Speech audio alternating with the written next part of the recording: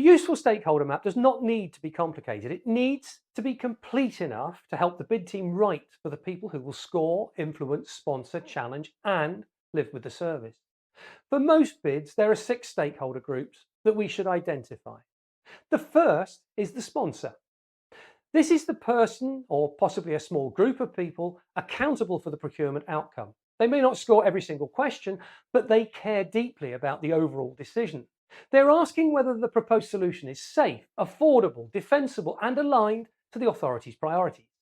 The sponsor is usually thinking beyond the mechanics of the contract. They may be thinking about political confidence, member scrutiny, service continuity, public reputation, and whether the recommendation will stand up internally. When we write for the sponsor, we need to show control. We need a clear proposition, strong governance, credible delivery, and a low-risk route from contract start to stable service. The second group is evaluators. These are the people who formally score the responses. They may include service heads, finance, customer services, legal, procurement, technology, social value, or operational leads. The evaluators matter because they convert our words into marks. For them, clarity is essential. They need direct answers, clear headings, visible commitments, quantified proof, named owners, and obvious links to the question. If they have to hunt for the answer, infer the benefit, or join together evidence from different places, we've made scoring harder. When we write for evaluators, we should not rely on general confidence. We should make the score visible. That means saying what we will do, how we will do it, who owns it, how often it happens, what evidence supports it, and what outcome it gives the authority. The third group is service heads. These are the operational leaders who will live with the contract. They care about service stability, performance, responsiveness, and daily working relationships.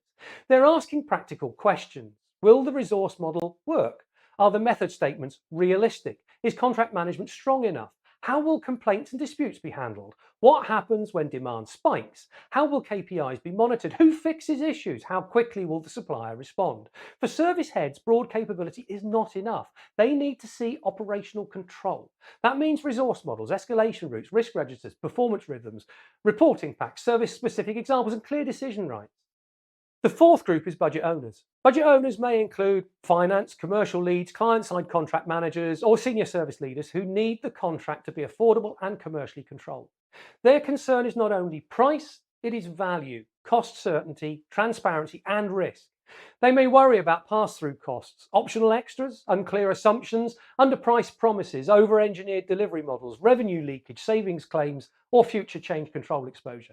When we write for budget owners, we need to separate what is included, what is optional, what is subject to approval, and what is genuinely no cost or low cost. We also need to show how the model protects value for money, productivity, revenue assurance, reconciliation, cost control, efficient deployment, and clear reporting.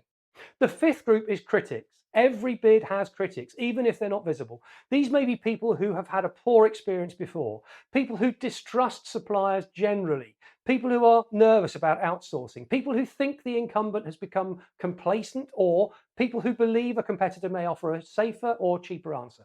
Critics are important because they reveal the doubts the bid must overcome. A critic may ask, where is the proof? What went wrong last time?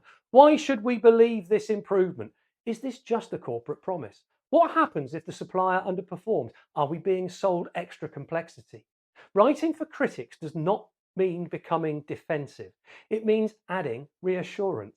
We should use proof boxes, named examples, lessons learned, audit evidence, performance data, risk controls, and clear ownership. The goal is to remove reasons to doubt. And the sixth group is users. In local authority bids, users can include residents, businesses, schools, vulnerable customers, elected members, customer service agents, and council staff who interact with the supplier. Users may not score the bid directly, but their experience often shapes the authority's priorities. If residents complain, if appeals increase, if vulnerable people are poorly handled, if staff find the system difficult, or if members receive avoidable casework, the contract becomes a reputational problem. Writing for users means translating the service into lived experience. Will the process be fair? Will the communication be clear? Will digital channels be accessible? Will vulnerable customers receive reasonable adjustments? Will complaints lead to learning? Will the service reduce friction for residents and council teams?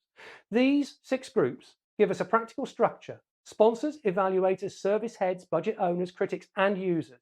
For each group, we should capture 4 things. What do they care about? What do they fear? what proof would reassure them, and where that proof needs to appear in the bid. A stakeholder map is not a contact list. A contact list tells us who exists. A stakeholder map tells us how to win confidence. And confidence is what evaluators score.